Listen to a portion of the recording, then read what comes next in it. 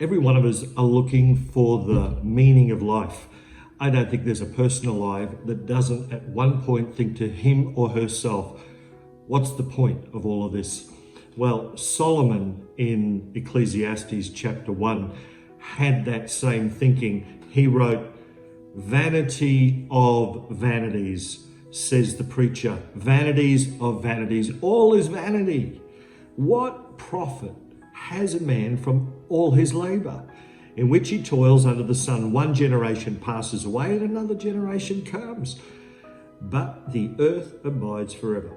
The sun also rises and the sun goes down and hastens to the place where it rose. The wind goes toward the south and turns around to the north, and so on and so on and so on." And he keeps on talking along the same lines. You know, when I was much younger, a sermon that impacted me for the rest of my life to this very day was a sermon, one sermon. It's extraordinary, isn't it? I heard it once said that life's not about how long you breathe, but those moments that take your breath away, just those moments. You can live a whole day, a whole year, and wonder what it was all about, and one moment can change you. And in this one sermon, the pastor, the preacher, was speaking. He was preaching on an eternal perspective. Oh, man. He talked about building into eternity. My mind kept rattling this message for the rest of that week, well, for the next week, and the week after, and the week after, right up to this very day. He also preached from Matthew chapter 16, verse 26, "For what profit is it to a man if he gains the whole world and loses his soul?" Wow, man, I was young and I'm thinking about my future. And I couldn't help but think, Lord, if you're not part of everything I do, then what's the point of it all? I was thinking ahead, thinking to myself, well, I'll get a house, I'll get married, I'll have children, I'll who knows, I might start a church, I might start a business, I might do this, I might preach publicly, I might do all sorts of things. At that age, I had no idea what was ahead of me.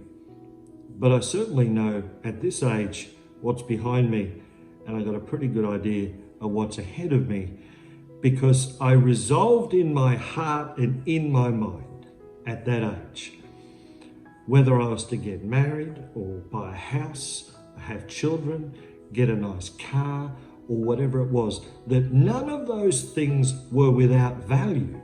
I didn't think that.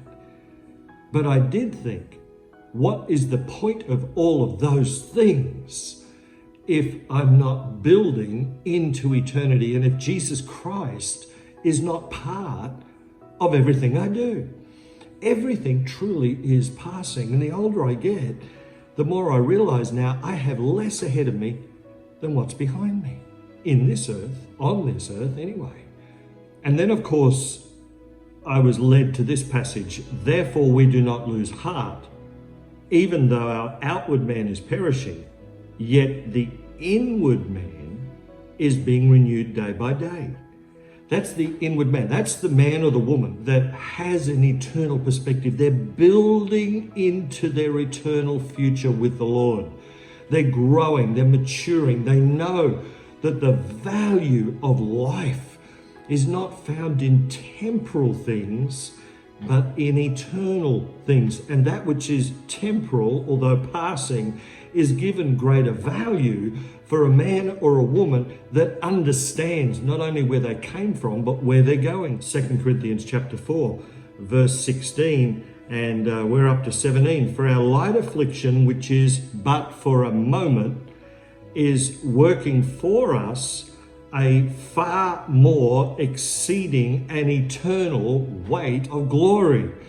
So I couldn't help but think to myself in reading this, whether I'm a successful or a failure, whether I'm in pain or I'm not, or whether I'm celebrated or tolerated, that if I have an eternal perspective, that I'm not just building into the temporal that is, which is passing, but every day is given greater value. And I do believe sometimes we underestimate the small things, just taking out the bin.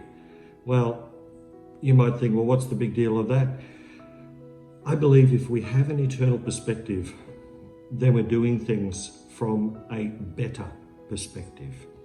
We understand that growing and celebrating and discipline and order and joy and happiness and worship and prayer and fellowship and friendship and all of these wonderful aspects of life, whether small or large, have a greater weight of glory for those who have an eternal perspective.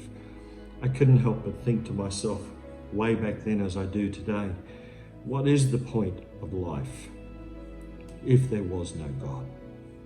What a hopeless position that would be, to live, to get all these things, to even get married, to do all of these things, and although lovely, if there is no God, then what would be the point?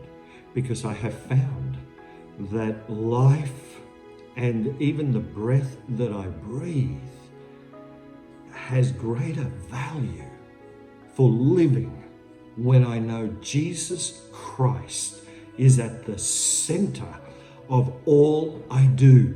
It means the ones I love, I can love them more with a greater sense of value, not only in them, but the purpose as to why I love them. The friendships, the church services I go to, the troubles that I have, it's okay. It's all okay. I believe that when Solomon wrote Vanity of Vanities, he was given great insight into life, that without an eternal perspective, life is purely just a discourse of vanity. For what does it profit a man, any man, if he gains the whole world and loses his soul? Let us not lose our soul in our relationships or lose our soul in buying things that, although lovely, that there's no soul or heart within them. Friend, these are some of the thoughts that have influenced my life. The meaning of life, the purpose of life, the reason for being has to be beyond this world, has to be beyond today. I remember 3 years ago or so being raced off to the emergency ward with an operation that I may not have survived. The surgeon made it very clear, you may not survive this. My very last thought as they put me under was, Lord Jesus, I might be seeing you real soon. You know, even that operation had purpose if I was to go on, and I knew I would, go on into eternity. Well, I woke up and there you go, I'm still here today. But friend, I encourage you to take stock of the words of Solomon, of the words here in Corinthians, not to lose heart in this world, whether it's good, bad, or indifferent, trouble, success, failure, joy, peace, whatever is happening in your life, whether you are married, getting married, whatever you're doing, children, whatever is happening, understand that this day will lead into the next day, will lead into the next one. The sun will rise, the sun will set.